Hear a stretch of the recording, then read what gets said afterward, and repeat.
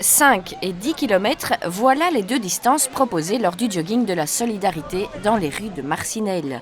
Cette épreuve est organisée dans le cadre de la journée ou semaine de la personne extraordinaire et depuis 8 ans, cette course est un must pour l'organisation.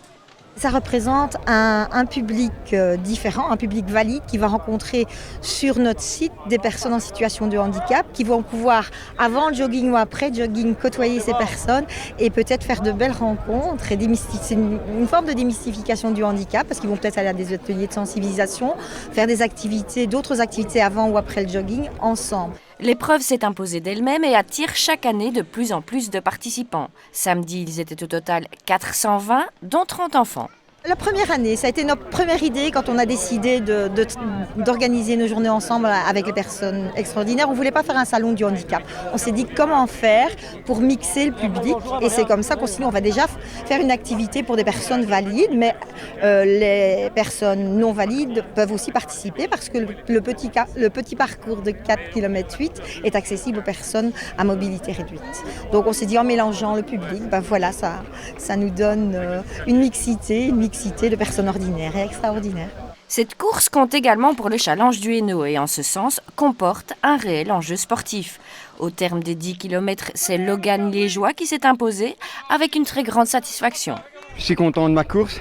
Nous sommes partis un groupe à 3, dont moi, Frédéric Barra et Dominique Paquet. Et puis dans le bois, Frédéric Barra il s'est accéléré un petit peu, donc je suis parti avec lui, je l'ai accroché. Dominique a détaché, mais je peux dire un grand merci à Frédéric parce que je le sentais quand même qu'il était un peu plus fort aussi aujourd'hui. Et heureusement quand même qu'il était là en partie pour m'aider, je veux dire. Et bon, après, moi j'ai eu un petit moment où ça a été mieux et puis sur la fin, j'en avais encore, donc j'ai accéléré, quoi. D'autant plus que le parcours n'est pas des plus aisés. Il est très beau, hein. On va dans le bois, là, du casier, tout ça, on grimpe. Oui, il est pas facile, quoi. La première partie est assez difficile, mais la deuxième, roulante, quoi. L'homme est en forme pour le moment et disputera le gain du fameux challenge avec Frédéric Barra, son acolyte du jour, justement. Derrière les premiers, il y avait bien évidemment le reste du peloton, dont André Corbizier, qui a pris beaucoup de plaisir à parcourir les 10 km. Assez technique, paraît-il.